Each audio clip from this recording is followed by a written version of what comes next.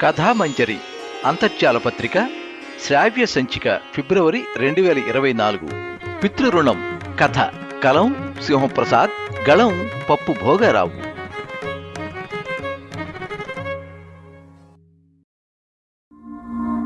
అన్నయ్య, నాన్న సంవత్సరీకానికి వారం 10 రోజులైనా ఉండేలారా, ఆస్తులు పనిచేసుకుందాం. అసలు నాన్న పోయిన వెంటనే ఆ పని పూర్తి చేసి ఉండాల్సింది. నువ్వేమో అర్జెంటు పనులున్నాయని వెళ్ళిపోయావు. కించిత్తు నిష్ఠూరంగా అన్నాడు తమ్ముడు గోపాల్. మరి కాసేపటికి చిన్న తమ్ముడు గోవింద్ ఫోన్ చేశాడు. మనం నాన్న సంవత్సరీకాన్ని కలిసినప్పుడు వాటాలు పంచుకుందాం అన్నావటగా. చిన్నన్నయ్య చెప్పాడు. మీ ఇద్దరికీ ఇళ్లున్నాయి, ఏమీ లేనివాణ్ణి, ఇద్దరూ ఆడపిల్లలే ఉన్నవాడిని నేనే, అంచేత ఇల్లు నాకే ఇచ్చేట్టు చూడన్నయ్యా. ఊర్లోని పెద్దలు అదే న్యాయం అంటున్నారు. అవసరమంటే వారిని పిలిచి చెప్పిస్తాను. మనలో మనం వాటాలు వేసుకోవడానికి బయట పెద్ద మనుషులు ఎందుకురా, మనం చాలము. అంతగా అవసరమైతే మామయ్య, బాబాయి, బావ ఉన్నారుగా, వాళ్ళని కూర్చోబెడదాం. నిన్నే నమ్ముకున్నానన్నయ్య, అందరికంటే చిన్నవాడిని, నాకు అన్యాయం చేయకండి. ఏడుపు అందుకున్నాడు. అలాగే చూద్దాం అన్నగా, ఆ ఏడుపెందుకురా, ఊరుకో. ఫోన్ పెట్టేశాక మీ అమ్మ గారాభం వల్ల గోవిందుకు ప్రతిదానికి ఏడ్చి సాధించుకోవడం అలవాటైంది. అతగాడి బుడిబుడి ఏడుపులకేం పడిపోకండి. ఇప్పుడు ఆ ఊరేం చిన్న టౌన్ కాదు, జిల్లా కేంద్రం. ఇళ్ల రేట్లు బాగా పెరిగి ఉంటాయి. నా భార్య రమ అంది.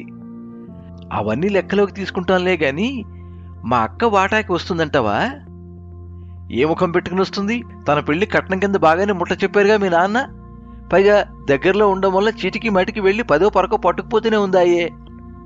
రమ చెప్పింది నిజమే గాని ఆస్తి అంతా మా నాన్న స్వార్జితం కనుక అందులో తనకు వాటా వస్తుందని వాదనకు దిగితే ఏం చేయాలి?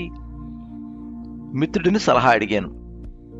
కట్నం భారీగా ఇచ్చినా సరే ఆస్తిపాస్తుల్లో మీతో పాటు ఆమెకి హక్కు ఉంటుంది.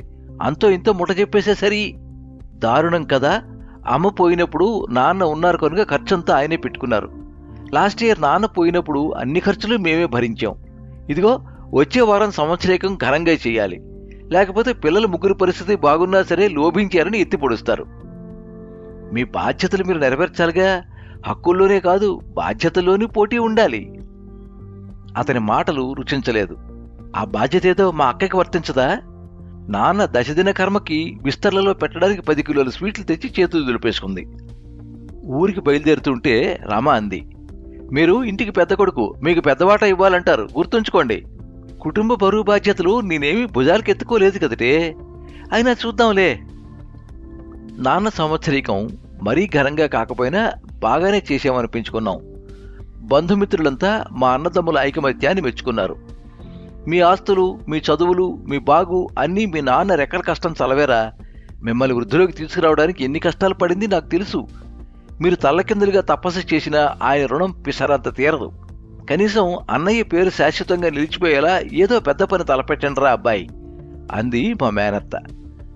నాకు చేయాలనే ఉందత్త, తమ్ముళ్ళు ఏమంటారో కనుక్కుంటా. ఇదెక్కడి చోద్యంరా, పెద్దవాడి నువ్వు చెబితే ఎందుకు కాదంటారు? బొగ్గలు నొక్కుంది. పొడిగా నవ్వి ఊరుకున్నాను. ఆ సాయంత్రానికి బంధుమిత్రులు వెళ్ళిపోయారు. బావని, మావయ్యని ఉండమన్నాను. బాబాయ్ ఎలాగూ దగ్గరలోనే ఉంటున్నాడు. ఆ ముగ్గురికి ఆస్తుల పంపకం కార్యక్రమం అప్పగించాం. అక్కతో సహా ఆడవారంతా ఉత్సుకతతో చూస్తూ మా వెనుకగా నిలబడ్డారు. మొత్తం మా ఆస్తుల వివరాలు ఇచ్చాం. పెద్ద కొడుకు నేను చెప్పి బ్యాంకు డిపాజిట్లకి నాన్న నన్నే నామినీగా పెట్టాడు. వాటిల్లో ఎంత సొమ్ముందో ఆ వివరాలు వారి ముందు పెట్టాను. స్థిరాస్తుల మ్యుటేషన్ కోసం సక్సెషన్ సర్టిఫికేట్ కావాలంటే అది తీసుకున్నారుగా అన్నాడు బావ. గతుక్కమన్నాను. దానిలో నాన్న వారసులుగా అక్క పేరు కూడా ఉంది. ఇప్పుడు మాకు వచ్చే వాటా కన్నా అక్కకి పెళ్లిలో ఎక్కువే ముట్ట చెప్పాడు నాన్న. క్యాషు ఇచ్చాడు. అక్కకి ఇంకెక్కడి నుంచి వస్తుంది? ఇంకెందుకు వస్తుంది? దూకుడుగా అన్నాడు గోపాల్. మీ అందరి చదువులకు, ఉద్యోగాలకు, పెళ్లిళ్లకు నాన్న ఎక్కువే ఖర్చు పెట్టాడు. అందరికన్నా చిన్నవాడిని అవడంతో నాకే తక్కువ ఖర్చు చేశాడు, అది మర్చిపోకండి. చిన్న తమ్ముడు గోవింద్ అన్నాడు. కాదంటే చాలు ఏడ్చేయడానికి సిద్ధంగా ఉన్నాయి వాడి కళ్ళు. నాకు ఉద్యోగం వచ్చాక నాన్నకు మీకు సహాయంగా లేనేంటి అన్నాడు. మాట సాయమేగా, ఎప్పుడైనా రూపాయి ఇచ్చావా? గోపాల్ కోడి పుంజులో లేచాడు. నువ్వు ఆగరా, అన్నీ లెక్కలోకి తీసుకుని మేము తెంపు చేస్తాంగా. అమ్ములు, నువ్వేమంటావే అక్కని అడిగాడు మామయ్య. నాకేమైనా ఇవ్వాలనిపిస్తే ఇవ్వమును, లేకపోతే లేదు. ఏడాదికోసారి పిలిచి కొత్త చీర, చిటికెడు పసుపు కుంకాలు పెడితే చాలు. పుట్టింటి నుంచి అంతకంటే ఎక్కువ ఆశించను. తేలిగ్గా నిట్టూర్చాను. దానికేం భాగ్యం అక్క, ప్రతి ఏటా ఉగాదికో సంక్రాంతికో ఏదో పండక్కి పిలిచి పెడతాంలే. అక్క వద్దన్నది కనుక 3 వాటాలు వేసేయండి మామయ్య. చిన్నవాడి కంటే మీ ఇద్దరి పరిస్థితి మెరుగ్గా ఉంది కనుక వాడికి కొంచెం అదనంగా ముట్ట చెప్పడం ధర్మం. ఇల్లు వాడికి వదిలేయండి. మీ అమ్మా నాన్నల తద్దినాలు ఎలాగూ ఇక్కడే పెడతారు కనుక వచ్చినప్పుడల్లా సొంతింటికి వచ్చినట్టు మీకు ఉంటుంది. ఆలోచించండి అన్నాడు బాబాయ్. బాబాయిని గోవింద్ ముందే ఆకట్టుకున్నాడని అర్థమైంది. గోపాల్ ఎదుర్కొంటే బాగుండునని వాడి వెంక చూశాను. ఎంచేతో వాడు ఎగరలేదు సరికదా, తాపీగా అన్నాడు. దానికి బదులుగా నాకేదో ముట్ట చెప్పండి. అన్నయ్య పిల్లలంతా స్థిరపడ్డ సంగతి మీకు తెలుసు. నా గొంతులో పచ్చి వెలక్కాయ పడింది. ఏవైనా అంటే పెద్దలంతా పెద్దవాడివి, తండ్రి తర్వాత తండ్రి బాధ్యతలను నువ్వే నిర్వర్తించాలి అని చెప్పి నోరు మూయిస్తారు. అనకపోతే రమ నా పీక పట్టుకుంటుంది. రమ కళ్ళ సైగ అందుకుని ఎవరికీ అన్యాయం జరగకూడదు, ఎలా చేస్తారో చేయండి అనేశాను. తద్దినాలని నేనే పెట్టాలి, ఆ ఖర్చు నాదేగా అందాం అనుకుని మింగేశాను. గోపాల్ భార్య ముందుకొచ్చి ఇంట్లోని ఫలానా ఫలానా సామాన్లు అత్తగారివి, ఫలానావి మామగారివి, వాటిని వదిలేయడం ఎందుకు, అవి పనిచేయండి అంది. వాటిల్లో చాలా వరకు మా పుట్టింటి వాళ్ళు పెట్టినవి ఉన్నాయి, కావలిస్తే వదిన గారిని అడగండి అంది చిన్న మరదలు స్వరం పెంచి. ఇన్నేళ్లు అత్తయ్య మామయ్య గారితో కలిసే ఉన్నారు, మీ ఖర్చులు వారి ఖర్చుల్లో కలిసిపోయాయి, ఆ లెక్కలు తీయద్దు రమ అందుకుంది. ఆడవాళ్ళు మీరు కాస్త తగ్గండి. ముందు స్థిరాస్తుల పంపకం తెగిలిపోతే మిగతా ఈజీగా తెగ్గొట్టేయచ్చు. ఒకరు ₹1 ఎక్కువ తిన్నా ఒకరికి తక్కువైనా ఎవరూ ఇదవ్వకూడదు. మీరంతా ఒకే తల్లిదండ్రుల రక్తం పంచుకు పుట్టినవారని అన్నదమ్ములని మరిచిపోకూడదు. రామలక్ష్మణుల్లా కలిసిమెలిసి ఉండాలి తప్ప వాలిసి గురువుల్లా కొట్టుకోకూడదు. ఊళ్ళో మీ నాన్న పరువు ప్రతిష్టలకి భంగం కలగకుండా మసలుకోవాలి హితవు చెప్పాడు మామయ్య. మౌనంగా ఉండిపోయాం. ఆయన, బాబాయి, బావలు కూడబలుక్కుని ఒక ప్రతిపాదన మా ముందు పెట్టారు. వాటి విలువల్లో తేడాలున్నాయని గట్టిగా ఎదుర్కొన్నాం. మొత్తానికి కింద మీద పడి మార్పు చేర్పులు చేసి మా అందరినీ ఒప్పించారు. చిత్రం, మా ముగ్గురికి అసంతృప్తిగానే ఉంది. అయినా తలాడించక తప్పలేదు. వారు పెద్దరికాన్ని గౌరవించాలిగా. ఆలస్యం అమృతం విషయం అన్నారు. ఆ మర్నాడే పార్టీషన్ డీడ్ రాసుకుని రిజిస్టర్ చేయించాం. అక్క తన వాటా వదులుకున్నట్టు అందులో రాయించడం మర్చిపోలేదు. అందుకు ముద్రగా బ్యాంకు డిపాజిట్లో నుంచి కొంత మా అక్కకి ఇప్పించారు. అక్క ఖుష్. ఆస్తి పంపకాలు పూర్తయ్యాయి కనుక ఊళ్ళకి వెళ్ళడానికి సిద్ధమవుతూ ఉంటే అక్క మెల్లగా అంది, నాన్న అస్థికలు శ్మశానంలోనే ఉండిపోయాయిరా తమ్ముడు. వాటి ప్రసక్తి రాకముందే జారుకోవాలని చూస్తూ ఉంటే అదే ఎదురైంది. నాన్న బెడ్ మీద ఉండగా ఎన్నిసార్లు ప్రయత్నించినా కాశీ రామేశ్వరం వెళ్ళలేకపోయానురా విచారంగా అన్నారు. మీకేం కాదు నాన్న, త్వరలోనే కోలుకుంటారు. అప్పుడు నేను విమానంలో తీసుకెళ్లి ఆ 2 చూపిస్తాను అన్నాను గొప్పగా. ఆ మాట కోసం ఎదురు చూసినట్టు ఆవాళ్లే చనిపోయారు. చిన్నకర్మ రోజున అస్థికల సేకరణకు వల్లకాటికి వెళుతూ ఉంటే ఆ మాటే గుర్తు చేసింది అక్క. నాన్న ఎలాగో వెళ్ళలేకపోయారు. కాశీ రామేశ్వరాల్లో అస్థికలేని నిమజ్జనం చేస్తే నాన్న ఆత్మ శాంతిస్తుందిరా. ఓఎస్, అలాగే చేస్తాం అక్క. కడుపును పుట్టిన కొడుకులుగా అది మా బాధ్యత. మన సంప్రదాయాన్ని మేమెలా నిర్లక్ష్యం చేస్తాం చెప్పు అనేశాను. అస్థికల్ని 3 చిన్న మట్టి పిడతల్లోకి తీసి అక్కడ లాకర్లో భద్రపరిచాం. కాశీ రామేశ్వరాలతో పాటు రాజమండ్రి గోదావరిలోనూ నిమజ్జనం చేద్దాం అనుకున్నాం. అప్పట్లోనే ఆ వేడిలో వేడిగా చేసేసి ఉంటే సరిపోయేది. ఇతర అర్జెంటు పనుల వల్ల కనీసం రాజమండ్రి కూడా వెళ్ళలేకపోయాం. ఇప్పుడు వాటిని 3 చోట్లకి తీసుకెళ్లాలంటే డబ్బు, 10 రోజులు సెలవు ఖర్చు చేయక తప్పదు. తమ్ముళ్ళ వంక ఏమంటారన్నట్టుగా చూశాను. ఎవరూ సానుకూలంగా స్పందించలేదు. ఇక లాభం లేదని ముగ్గురం 3 చోట్లకు వెళదాంరా, అన్నీ పనిచేసుకున్నాం, ఈ పని కూడా పంచుకుని జరిపిస్తే నాన్న ఆత్మ సంతృప్తి పడుతుంది. నాన్న మనల్ని అందరినీ ఎంత ప్రేమగా పెంచాడో ఒక్కసారి గుర్తు చేసుకుని ఈ ఆఖరి బాధ్యతను సైతం సక్రమంగా నిర్వర్తిద్దాం. సెంటిమెంట్ జోడించి చిన్న సైజు ఉపన్యాసమే ఇచ్చాను. కానీ ఈ వాటా తీసుకోవడానికి ఎవరూ ముందుకు రాలేదు. అసలు ఇప్పటిదాకా నిమజ్జనం చేయకపోవడం చాలా పెద్ద తప్పు. నువ్వు పెద్ద కొడుకువి, నాన్నకు తలకొరువు పెట్టినవాడివి. నీ చేతుల మీదుగా పని పూర్తి చేసి మీ నాన్న ఆత్మకు శాంతి చేకూర్చు అన్నాడు మామయ్య. తమ్ముళ్ళు తలాడించారు. అది కూడా నీ చేతుల మీదే అయిందనిపించరా తమ్ముడు వంత పాడింది అక్క. రమ గుర్రుగా చూస్తున్నా, మీలాగా నేను దులిపేసుకోలేను. ఎందుకే కాబోలు, పెద్ద కొడుకంటే పెద్ద పాలేరనేవారు పూర్వం. ఇప్పుడు అటు ఇటు వెళ్ళడం వీలు కాదు గాని సిటీకి వెళ్ళాక వీలు చూసుకుని వెళతాను. అస్థికల్ని ఇంటికి తీసుకురాకూడదు, తీసుకెళ్లకూడదు. ఊరికి వెళ్లే ముందు శ్మశానానికి వెళ్లి అవి తీసుకుని ట్రైన్ ఎక్కు. సిటీకి వెళ్ళాక వాటిని ఏ చెరువు గట్టు మీదో లేదా అక్కడ శ్మశానంలోనూ దాచిపెట్టు. నీ ఇంటికి తీసుకెళ్లకూడదు మావయ్య వివరించాడు. మళ్ళీ ఇదొకటా నా ప్రాణానికి? లోలోన విసుక్కున్నాను. స్టేషన్ వెయిటింగ్ రూమ్లో రమను కూర్చోబెట్టి అస్థికల కోసం శ్మశానానికి వెళ్ళాను. వారిచ్చిన రసీదు చూసి నా వంక ఎగాదిగా చూసి అన్నాడు, ఇప్పుడొచ్చారేంటి? మా ప్రకటన చూడలేదా? ప్రకటన ఏమిటి?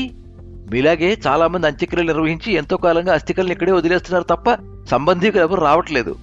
కోవిడ్ టైంలోని వారు అసలే ముందుకు రాలేదు. వాటిని నిలువ చేసే గదిలోని లాకర్లన్నీ నిండిపోయాయి. కొత్తవి భద్రపరచడానికి చోటు లేక చాలా ఇబ్బంది అవుతోంది. అందుకని సంవత్సరం పైబడి ఉన్న వాటిని మా ట్రస్ట్ ఆధ్వర్యంలో పూజాకృతులు నిర్వహించి ఇక్కడి జలాల్లో కలిపేస్తామని పత్రిక ప్రకటన ఇచ్చాం. కొందరు వచ్చారు, చాలామంది రాలేదు. చెప్పినట్టుగానే ఆ కార్యక్రమం నిన్ననే పూర్తి చేశాం. మీరేమో ఇవాళొచ్చారు. తిమ్మెరపోయాను. మొన్ననే సంవత్సరీకం అయిందండి, కీచు గొంతుతో అన్నాను. కావచ్చు, రసీదు మీద తారీఖు ఉందిగా చూడండి. సంవత్సరం మీద 10 రోజులైంది. తప్పు మీలో ఉంచుకుని మమ్మల్ని ఎత్తి చూపుతావేంటి? ముసలోడికి చేదస్తం జాస్తి కాబోలు ఏదేదో కొనుక్కుంటున్నాడు. హతాశుడనై వెనుతిరిగాను. సంగతి మామయ్య అక్కలకు తెలిస్తే ఎంత నామోషి. ఇప్పుడు ఏం చేయాలో పాలుపోలేదు. ఏదో తప్పు చేసిన భావన మనసుని రంపంతో పరపర కోస్తూ ఉంటే తిరిగి వెళ్ళాను. రిక్తహస్తాలతో వచ్చిన నన్ను చూసి ఆశ్చర్యపోయింది రమ. పిమ్మట సంగతి విని విపరీతంగా భయపడిపోయింది. మనకు గాని మన పిల్లలకు గాని కీడు జరగదు కదా? అబ్బే, ఇందులో కీడు జరగడానికి ఏముంది? అదో సంప్రదాయం, ఆచారం, అంతే. మనిషి పోయాక వీటికి ఎవరు విలువిస్తారు? దహనం చేయడంతోనే మన బాధ్యత తీరిపోయింది. ఆ తర్వాత ఇతర కర్మకాండాలు చేశామా లేదా అన్నవి అనవసర విషయాలు. ఒక్కో మతంలో ఒక్కో రకంగా ఉంటాయి. వాటి గురించి అతిగా ఆలోచించడం అనవసరం. నాస్తికులైతే అవన్నీ మూఢనమ్మకాలు అని కొట్టిపారేస్తారు. నన్ను నేను సంతృప్తి పరుచుకోవడానికి అన్నట్టు 2 వేదాంతం ముక్కలు జతకలిపాను. అయినా రమ సంతృప్తి పడలేదు, మరిచిపోలేదు. మా ఇంటికి వెళ్ళిపోయాక కూడా ఆ సంగతి వదలలేదు. పీడకలలు వస్తున్నాయని గోలపెట్టింది. కొన్ని కలల్లో మా నాన్న తన వంకే రెప్ప వేయకుండా చూస్తున్నట్ట. దీనికి ఏదో పరిహారమో ప్రాయశ్చిత్తమో ఉండే ఉంటాయి, కనుక్కోండి. ఆమె పోరు పడలేక, ఆవేదన చూడలేక పురోహితుడిని కలిసి జరిగిందంతా వివరించాను. అస్థికలు ఆస్తి కాదు కనుక, విలువ లేదు కనుక పంచుకోకుండా వదిలిపెట్టేశారన్నమాట. తెలివైన వాళ్ళు, ఎంతైనా చదువుకున్న వాళ్ళు కదా. ముఖం ఎర్రగా చేసుకుని ఎంబరాసింగ్గా చూశాను. నిమజ్జనం చేయడానికి మీ ముగ్గురులో ఏ ఒక్కరికి ఏడాది గడిచేదాకా తీరిక లేకుండా పోయిందన్నమాట. ఆ కార్యానికి లాభనష్టాలు బేరీజు వేసుకున్నారు కాబోలు. ఇంతకీ అవి ఎవరివి? మీరివాళ భూమి మీద ఇలా నిటారుగా నిలబడ్డానికి కారణమైన మీ నాన్నవి, అంతేనా? దగ్గరైతే అప్పుడే వెళ్లేవాళ్ళం, కానీ ఆఫీస్ పని, సెలవు, విసులుబాటు చూసుకోవాలిగా. నాకు తెలియక అడుగుతున్నా, రాజమండ్రి కూడా దూరమేనా? దగ్గరే గాని బ్యాంకులకు వెళ్ళి నాన్న డిపాజిట్ల వివరాలు తీయడానికి, సర్పంచ్ని, విలేజ్ అసిస్టెంట్ని అడిగి పొలాల స్థలాల వివరాలు సేకరించడానికి, సక్సెషన్ సర్టిఫికేట్ కోసం తిరగడానికి మా పుణ్యకాలం అంతా ఖర్చయిపోయింది. పెద్ద కర్మ అవుతూనే ఎవరిళ్లకు వాళ్ళం వెళ్ళిపోయాం. ఉద్యోగులం కదా. చాలా బాగుంది. వచ్చిపడే వాటికి మైలకాలంలోనే కర్మకాండలు పూర్తి చేయకుండానే కట్టుతట్టు చేసుకున్నారు. ఆ రంధిలో పడ్డ మీకు అస్థికలు ఎందుకు గుర్తుంటాయిలే? మీకెలా ఉందో గాని నాకు మాత్రం వినడానికే అసహ్యంగా ఉంది. ఆస్తుల కాగితాల మీద ఉన్న శ్రద్ధ అస్థికల మీద లేకపోయింది. మిమ్మల్ని కన్న తండ్రి పాపం ఎంతటి దురదృష్టవంతుడో అనిపిస్తోంది. మీలాంటి కొడుకుల్ని కన్నందుకు అతని ఆత్మ భలేగా సంతోషపడుతుందిలే. మాకు తెలియకుండానే మేము చాలా పెద్ద తప్పు చేశాం. ఆ సంగతి ఇప్పుడిప్పుడే అర్థమవుతోంది. అది పాపమే కాదనను. దానికిప్పుడు పరిహారం చెల్లించడానికి లేదా ప్రాయశ్చిత్తం చేసుకోవడానికి సిద్ధంగా ఉన్నాం. ఎంత ఖర్చైనా పర్వాలేదు, ఏదో మార్గం చెప్పండి. ఉద్విగ్నున్నయ్యాను. చూడ్నాయనా, అస్థికల్ని సూర్యగ్రహణం లేక చంద్రగ్రహణం రాకుండానే నిమజ్జనం చేయాలి. లేకపోతే గ్రహణ దోషం వల్ల మైలపడతాయి.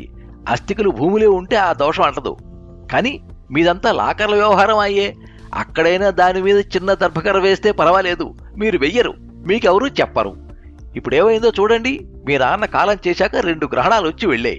ఆ తర్వాత అవి అస్థికలు కాదు, కేవలం బూడిదే. కనీసం ఆ బూడిద ఉన్నా పంచామృతాలతో ప్రాయశ్చిత్తం చేసుకునేవారు. కానీ అదీ లేదు. ఈ పితృద్రోహానికి మీకు పితృదోషం చుట్టుకోక తప్పదు, శపిస్తున్నట్టుగా అన్నారు. ఒక పెద్ద అగ్నికిరటం వచ్చి బలంగా నా ముఖాన్ని ఢీకొట్టింది. మనశ్శరీరాలు 2 నిలువునా కాలిపోతూ ఉంటే బయటికి పరుగు తీశాను. సరిగ్గా అప్పుడు సాధువు ఒట్టిగా వెళుతూ ఆగి ఇంత బూడిద నా ముఖాన కొట్టాడు. బూడిద బూడిద కగ్గోలు పెట్టాను. విభూది అన్నాడు. అది ఖచ్చితంగా మా నాన్న గొంతే. గబుక్కున పాదాభివందనం చేద్దామని వంగాను. ఎవరూ లేరు. కథామంజరి.